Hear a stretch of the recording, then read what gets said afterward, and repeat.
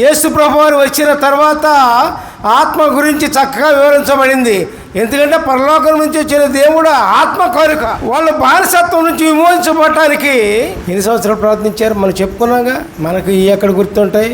430 సంవత్సరాలు బానిసత్వంలో మగ్గిపోయారు వాళ్ళు. ఈ 430 సంవత్సరాలు కూడా వారు ప్రార్థన చేస్తూనే ఉన్నారు బిడ్డారా. దేవుడు వారి ప్రార్థన ఆలకించాడు. దేవునికి స్తోత్రం, హల్లెలూయా, ప్రైజ్ ది లార్డ్. నష్టం వచ్చినప్పుడు, ఇబ్బందులు వచ్చినప్పుడు మనం దేవుణ్ణి ప్రార్థిస్తూ ఉన్నామా?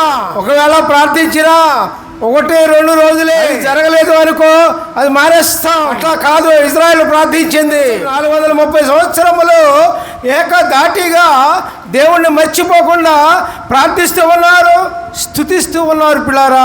దేవునికి స్తోత్రం. అలా ఓపిక చూడండి పిల్లారా.